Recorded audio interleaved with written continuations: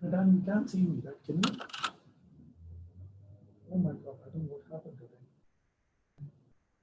I lost my camera. Hold on for a second.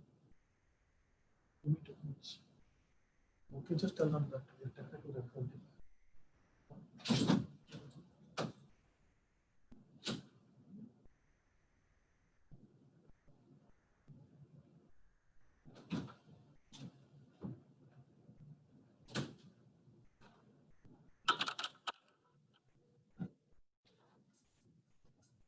Hello, viewers. Sorry about this. We've had some technical difficulties, and we are live at the stage. And welcome to this program brought to you by Gehi and Associates. And this is Attorney Naresh Gehi. And today's topic, we're going to discuss about the E2 visa as well as the E1 visas. So this is based upon public demand. And as usual, once if the show is over, we're going to talk about some important issues that affect the community. Most importantly, I'd like to say that we're getting a lot of questions about the e-visa. Now, why are these questions coming? That's going to be discussed today.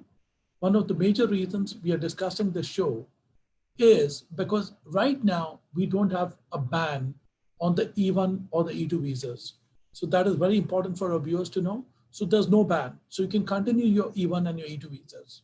So E1 and E2 are country-specific visas, which means not all countries from all over the world are eligible for the E1 or the E2 visa.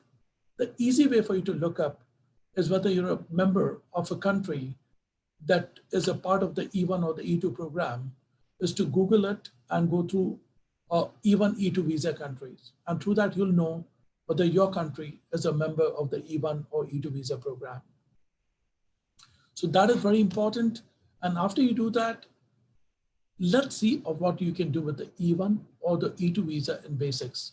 The reason we are repeating the show is because of public demand, wherein people had asked us to basically let them know as to what are the good things about the E1 or the E2 visa.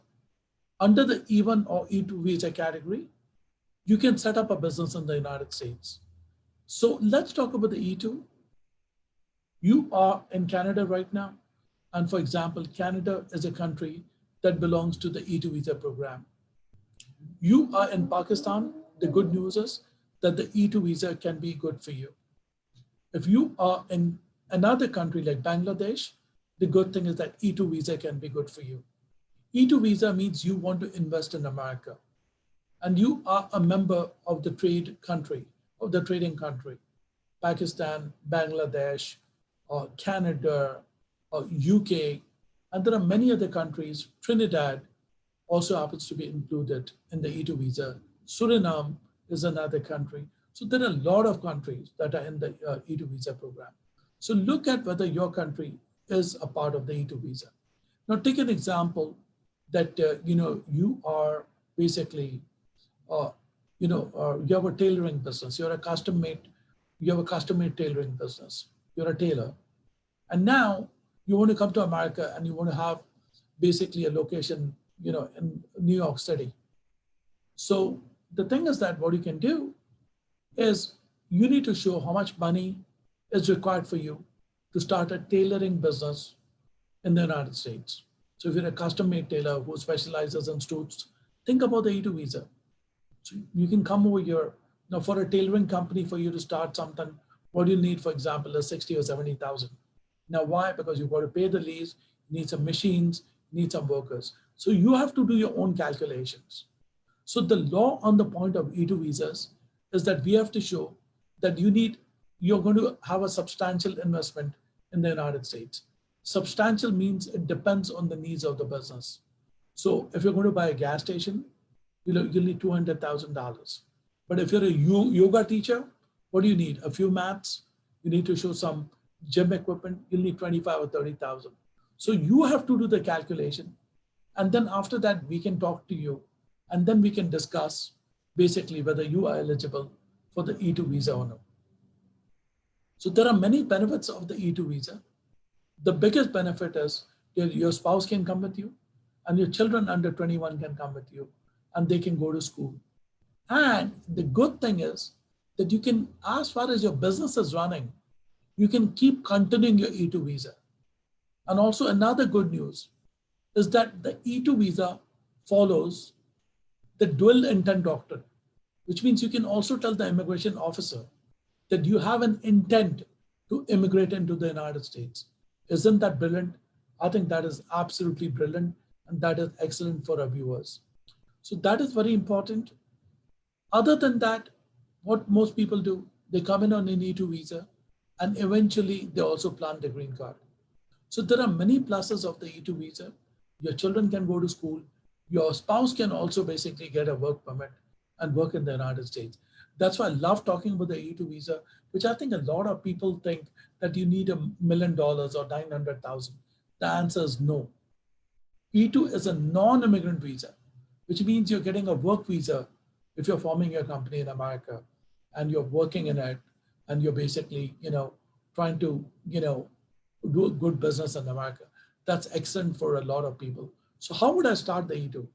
First thing is I would make sure that I have a business where I'm living. For example, if I'm in Canada, I own a business. I've decided that I want to open, I want to move to America. So example, you have a trucking business. Start your trucking business. You're an IT company. We can help you to set up the entire IT company over here. Or you're someone who's into web marketing. Look at the E2 visa very carefully. You can just invest money and start your own web marketing company in America.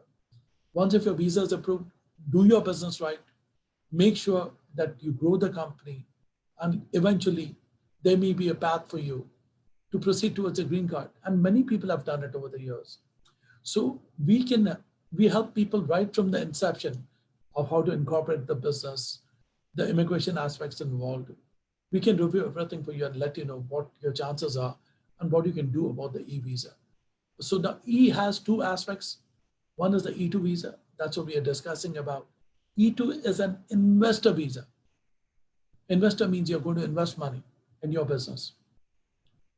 Do you need a sponsor? No. You can start your own business. You don't need a sponsor. Isn't that awesome, folks? You're self-sponsoring yourself in this business.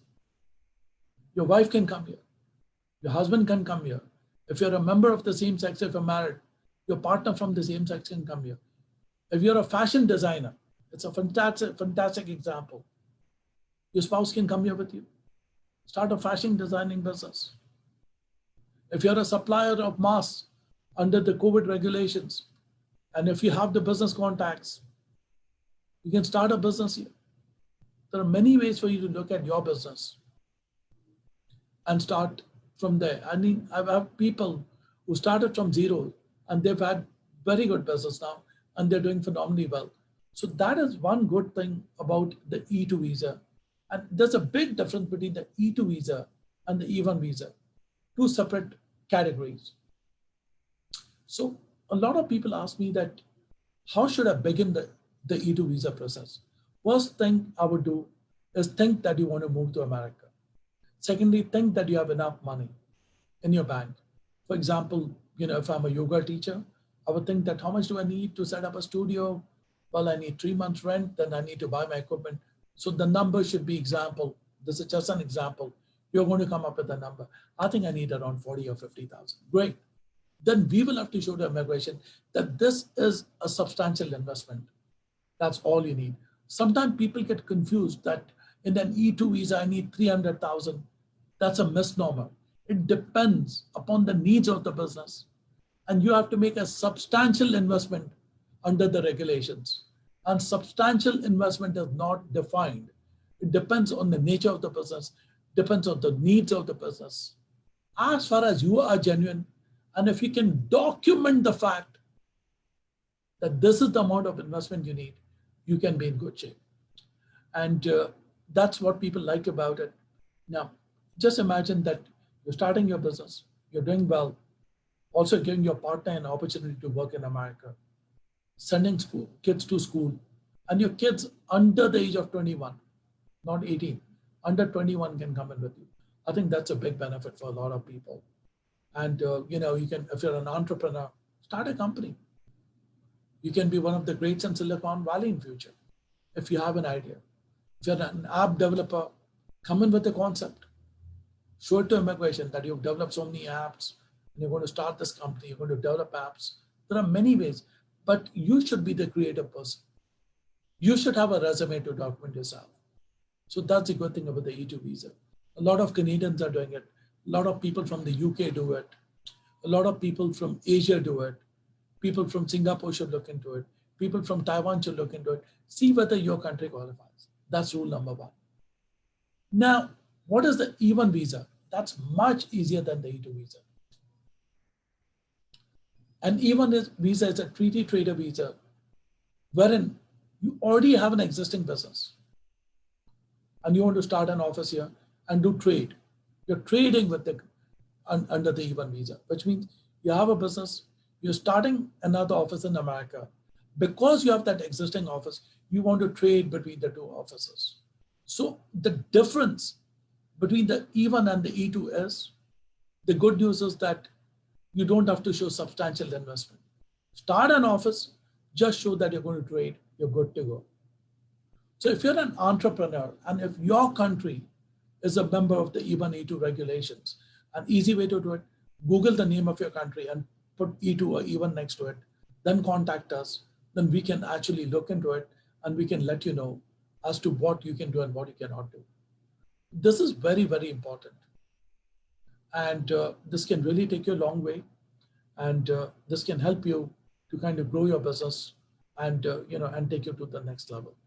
So that's exactly the basics of the E1 and the E2 visa. And both, even under the E1 visa, the good news for you is that your spouse can come in, your children can come in, and eventually you can also plan your green card in the United States of America. I think these are fabulous visas, and you can take full advantage of it, and you can make sure that you do phenomenally well once if you get a grant of these visas under any of these categories. So folks, we're going to open up the questions and answers. If you have any questions, we'll be happy to take your questions. So you can call us.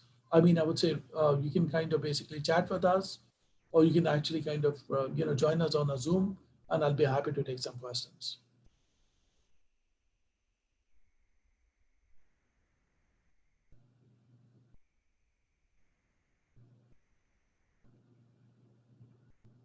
So Maiman has raised his hand. Mr. Maiman, do you have any questions over here for us?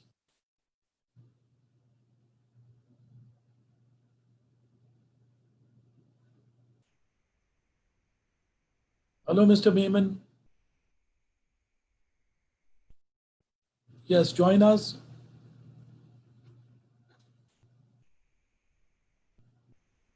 Hello, can you hear me, Mr. Nash? Hello, Mr. Nash. Mr. Maiman, we are waiting for your question here. Yeah, can you hear me? Are you want me to type this question? I or think how? Mr. Maiman is unable to join, but if there are any other questions, we'd be happy that if you could send us a chat message. And Maiman, you can also basically send us a message here, and we'd be happy to basically help you with basically your question and everything. So, Mr. Maiman, you can turn on your video. So please start your video so we can, help you out from there. Turn on your video if you can, that'd be great.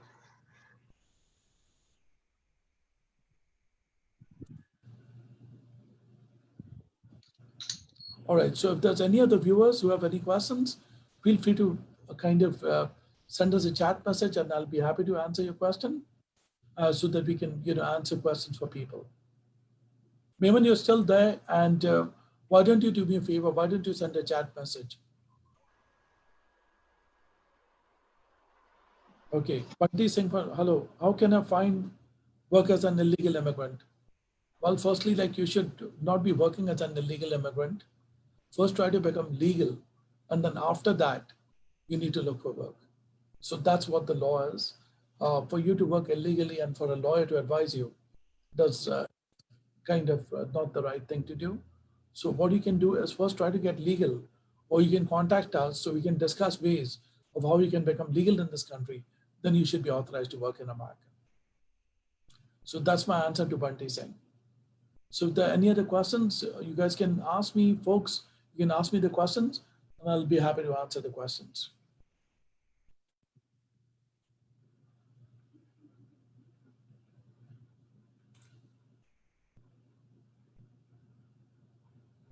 All right, so since we're not getting any, we're going to continue with the show. Some questions that we had now, there's another question here. Is it difficult to immigrate from Saudi Arabia? I think the good thing, let me just check it up right now for you. How can you immigrate here? So Saudi Arabia, e-visa countries. So I'm checking for you in a minute what you can do for your Mr. Aslan.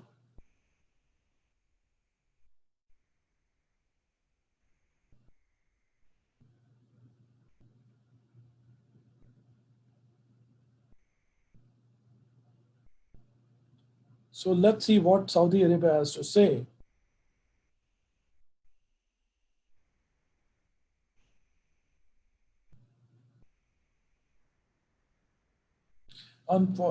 Okay, what you can do from Saudi Arabia, you're not eligible for the E1 or the E2, but if you can invest $900,000 in the US, if you're from Saudi Arabia, then you can immigrate to the United States. So that's my answer to Mr. Aslan's question. So if you can invest $900,000 in the US, then you can immigrate into the United States by going through the EB5 visa program. That's my answer to Mr. Aslan's question.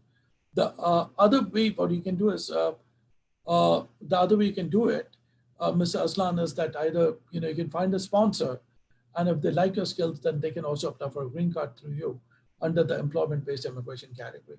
So if you have any further questions, Mr. Aslan Asal, you can email me at info@gehilaw.com so we can discuss further. Now, there's a very good question here from Zahid. How can you apply for a green card once you're on an E2 visa, and what is the route to follow? I mean, do you have to go and apply for H1B or so? That's a very good question from Zahid. So you can directly apply from the E2 visa, because the good thing about the E2 visa is that it follows the dual intent doctrine. So you don't have to kind of basically go on an H1. If you continue your E2 visa, then you can still apply. You don't have to go through the H1 process. That's a very good question from Zahid. And I think I love the question, and that's what we can do over here. So if there are any other questions besides the E2 visa, if you want to talk about basically, about any other visa category, we can discuss.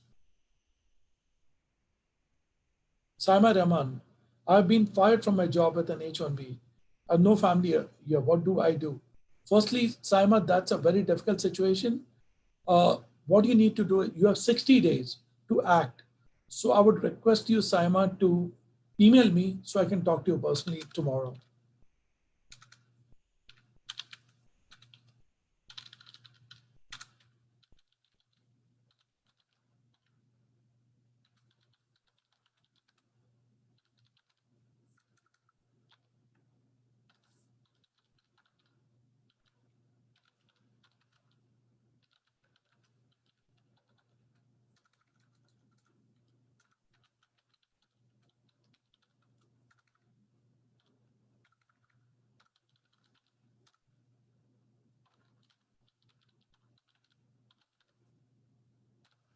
So Sama, there are ways out, but I just need to know a little more about what happened in your case. So that's my answer.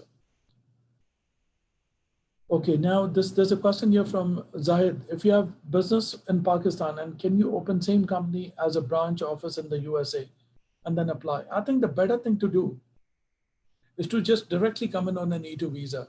Because under the branch office theory, I don't know whether you're confusing yourself with the L1 visa category or with the E2. But the smarter thing to do, just show investment and just basically come in over here and get in on an E2. That's my answer to your question here. So that's a good question, but I would recommend you to just go for the E2. In order to apply for the E2 visa, do you have to be in the USA? The answer is, it's better that you visit over here and then we do it, or it's not necessary for you to be in, wherein exactly if you have a relative or a friend who can work in the same company with you, then you don't have to be in the US. And if you have a partner in the company or a shareholder, then you may not be required to be in the US. That can be worked out by means of a power of attorney in order for us to finish up a lot of your work. So that's my answer to Zahid's question. So those are very, very interesting and complicated issues. Now, another Now there's a question from Danny. Yes, Danny.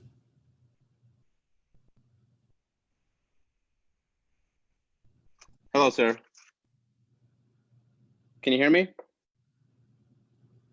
We request you to turn on your audio, Danny, so I can hear you. Can you hear me now, sir?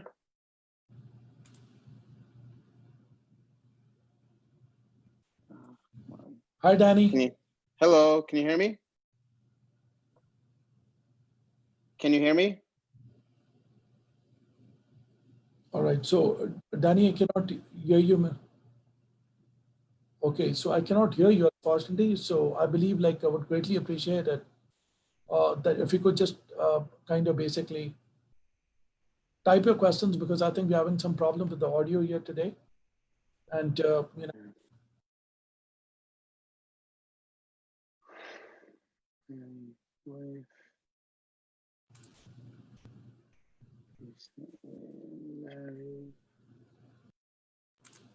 So if you can kind of basically like type the question, that'd be much better. I think we're having some problem with the sound here today. And generally that hasn't happened, but I think we can all, we request you to type your questions.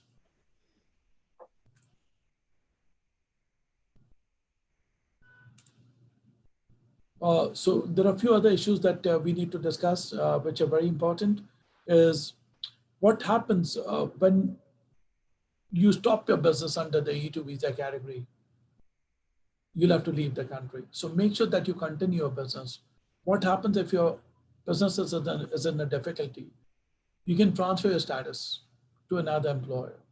Now, there was a very good question from a E2 visa category holder. He said that I'm here on an E2 and my wife is working with another company. Can that company sponsor us for the green card? The answer is yes. Even the other company that your spouse is working for can sponsor you for the green card. So it's not necessary that basically the company that you own has to sponsor you. So any other employer can also sponsor you for the green card. Those are very important questions. And I believe like, you know, and I love the questions that are coming. So if you have any further questions, you can email us, you can contact us, and we'll be happy to address those questions. So there's a question here from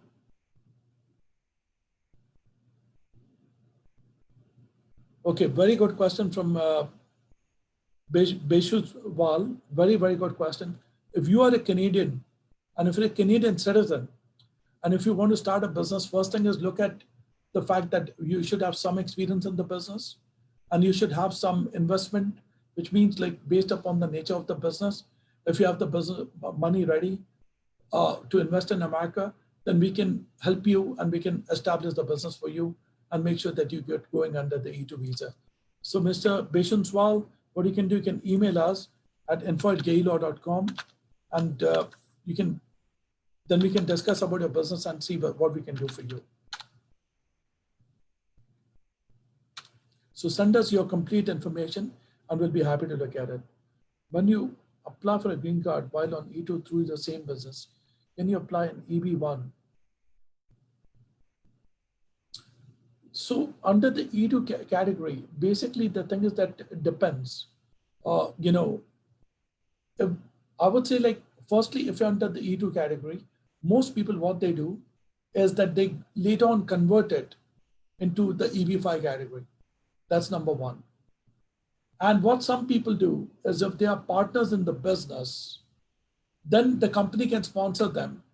And especially what I've seen in my career is take an example wherein you have an E2 visa, we have other partners, and you're a 51% shareholder, and the other partners are 49% shareholder. Depending on the needs of the business, and depending on your qualification, and depending upon your skill level, you can go for the EB2 or the EB3. And most people I've seen in this situation generally go for the EB3 visa category. Very good questions by Zahid. So I must say, like, this is what I like about the show, and I love to answer complicated questions. So those are some of the answers to a lot of your questions here. And I'm going to increase the sound. So I hope it's much better now. If someone has a question, you can ask me. So now the speakers are like high up on volume. So if there's a question, you can ask me even on Zoom, I'm sorry that we had some problems with the speakers today, but that's fixed right now. So folks, next week, we're going to have an open forum. And the name of the show for next week, open forum on ask your immigration questions. Ask your immigration questions with Attorney Naresh Gehi. Open forum. So people are going to love it.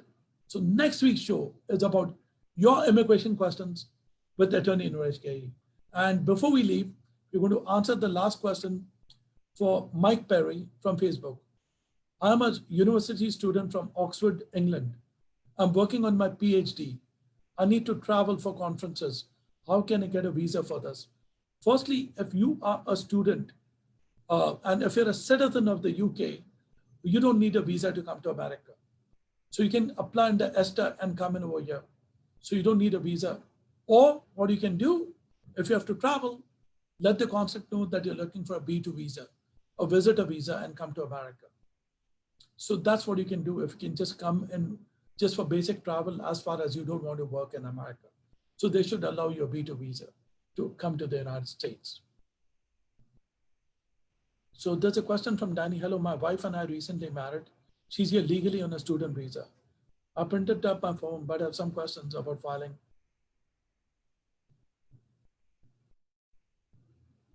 So Danny, your questions are very specific. I cannot answer specific questions. For that, you'll have to either call immigration or you should retain an immigration attorney. As mentioned on our show earlier, our services are meant for people who want to retain a lawyer. The free consultations is meant for people who are interested in hiring an attorney. But if you're doing things on your own, you have to call immigration directly, or you can retain our service and we'd be happy to help you with that question. So the free consultation policy is meant for people who want to retain a lawyer, but if you're doing the case on your own, you have to call immigration and they will be happy to discuss your case accordingly.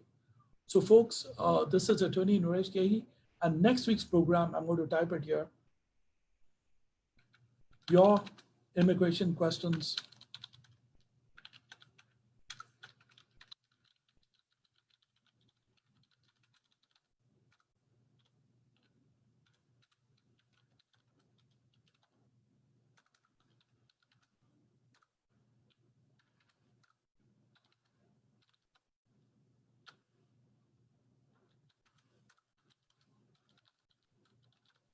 Now, next Wednesday show is very important because this is based upon the demand of viewers. When viewers demand something, I try to comply by it. So this was requested by a lot of viewers that we want to ask questions. So you all are going to get 30 minutes, not 15 minutes next time. So we'll be answering questions for our viewers. So now, if there's anything else, we request you to email us. This is Attorney Naresh Gehi. The instant program constitutes an attorney advertisement under the laws of the state of New York. The information provided in this program is general in nature and does not apply to any specific set of circumstances unless and until an attorney-client agreement is entered into between the parties. So next week, remember, Green Card with Gehi has a very important segment for you, your question and my answers. So we'll be expecting calls, not only from New York, not only from all over the United States, but from all over the world. 30 minutes for you next week. Don't forget, Green Card with Gehi, 6:30 p.m. Eastern Standard Time, your questions and my answers on Green Card with Gehi.